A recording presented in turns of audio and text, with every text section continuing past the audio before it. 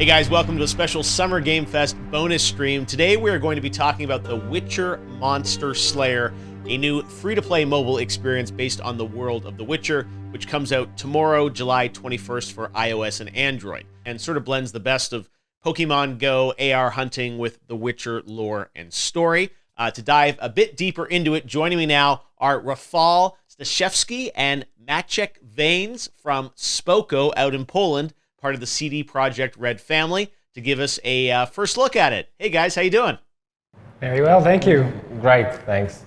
All right, so let's just kick it off by talking about the scope of what this is. What is The Witcher Monster Slayer? So the technical description is this location-based ARPG that makes the reality around us with dark fantasy adventure. So let's maybe start from the beginning, where you start out as a Witcher with not a lot of experience, and then as you walk around your neighborhood, you fight monsters, you gather that experience, you get ingredients, and then you can prepare yourself for harder battles. As you fight the monsters, you also find NPCs, and you can start quests.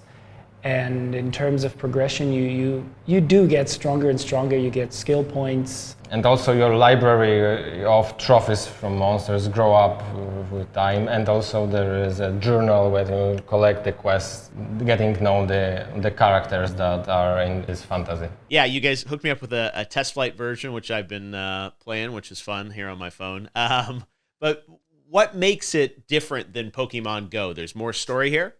Yeah, this is the main differentiation from Pokemon Go. Like, we have a part of monsters that are beautifully rendered and are next level graphic on mobile. There is a whole story, the full season of Witcher adventure you can live through in the real world.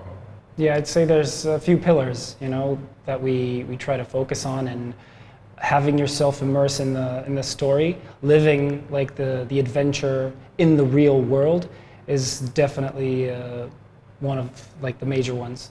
And then because being a Witcher is not only killing beasts, but also talking with the NPC that's standing right behind you and doing some adventures, making choices that will have consequences in the future. Now, for Witcher fans, there are a lot of them out there, how does it tie into the Witcher lore? This is set before the games? So our plot is set a few hundred years before the Butcher of Blaviken appears, and the people are going to the continent that is wild and full of monsters, and there is a need for witchers, so the witchers are in their peak. So this is the profession is very, very needed from the society that lives there. So that's why we set it up in the wild frontier.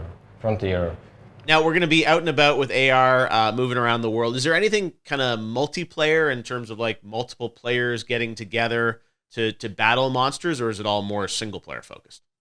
For now, because we have story experience and we want to build up the character, you as a Witcher, so we are concentrating only on the single player experience. But when you go out with your friend and you see the same things in war. So if I see some monster, I see legend, so my friend also can battle the legend. Yeah, so the world is persistent. Persistent for all the players. So this is the way to share the experience, but we are not forcing people to play together like we are in a COVID. Now, fans, I'm sure, are eager to know about which characters, monsters are going to be in this game. Are there new monsters that you're going to be adding to the Witcher lore for the first time, either that were in the books that haven't been in the games, or completely new? Definitely. There is a big pool of monsters that you've never seen before, and there is even the group of monsters that expand, and there are some new kinds of monsters from the groups you already know. But it was also very challenging, because the lazy way would be to just reuse the model, and then maybe just this one would be black and this one would be purple and this one would have like tints of yellow, and that would be different monsters. But that doesn't work for this universe. You know, they have to be unique. They have to be just super detailed, looking amazingly, and that's why we decided to create a lot of monsters from scratch, like new monsters, right? This is our commitment that we're going to expand in terms of monsters. And also a story. Okay, well, thanks, guys. We'll check out The Witcher Monster Slayer when it hits iOS and Android tomorrow as a free download. Yeah, thank you, Geoff. Thank you, It's Geoff. nice. Thank you very much. It was nice meeting you.